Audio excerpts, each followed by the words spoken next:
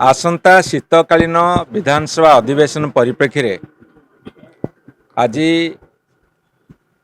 मान्यवर chief whip deputy chief whip deputy leader presence रे आमे किछि डिस्कशन करिचु। एटा होछि प्रिलिमिनरी डिस्कशन। विधानसभा रे बिजु जनता दलर भूमिका कौन रहिबो ए समस्त कथा को मान्यवर विरोधी दल नेता तथा आम दलर सभापति श्रीयुत नवीन पट्टनायक को अवगत करा जिवो एवं परवर्ती पदक्षेप कौन नियाजिवो सेइथिपे विस्तृत आलोचना करा जायछि। आज विशेष करी आसंता विधानसभा परिप्रेक्षी रे गोटे प्रिलिमिनारी डिस्कशन करा जायछि।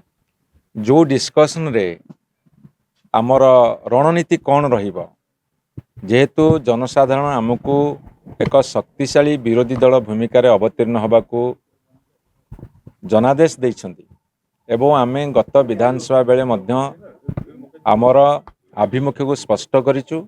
आगामी दिन रे को भली भाव रे आमे जनसाधारण स्वर ही विधानसभा रे विभिन्न कथा उठेबू से संपर्क गोटे प्रिलिमिनारी डिस्कशन हैला एवं ए डिस्कशन निर्यास को आमर मान्यवर उप नेता दलर एवं माननीय चीफ व्हिप मान्यवर डेप्यूटी चीफ व्हिप एवं सीनियर लीडर निरंजन पुजारी ताको अवगत करेबे आमर विरोधी दल नेता को मान्यवर सभापति श्रीयुत नवीन पट्टनायक को एवं से निष्पत्ति नेबे। परवर्ती समय आमर कार्यपंथा आगु को बढ़िबो एवं आपण मान जानिबे प्रभावी ढंग रे बिजु जनता दल विरोधी दल भूमिका निभाउची एवं लड़े हम से परवर्ती समय आपन को जना जिवो। This is a preliminary discussion. धन्यवाद। आगे गोटे कथा आपण थिला जे कुलपति नियुक्ति लेबलनी एक्सटेंशन थिला एटा व्यक्तिक्रम देखा जाउ निजे को 2020 आईन संशोधन कले करी मो आपण मान को कहि रखे तापरे मो तांको वितर्क भी आह्वान दउची।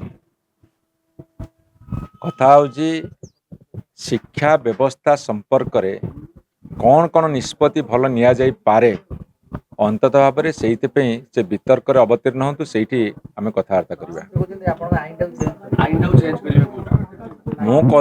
हाथ में बर्तमान क्षमता अच्छी से कौन करें करतु किंतु शिक्षा व्यवस्था को से जो दिगरे नौकरी ओडिशा भी हितकर हम कि नहीं जानी किंतु वितर्क करने को आह्वान दूची।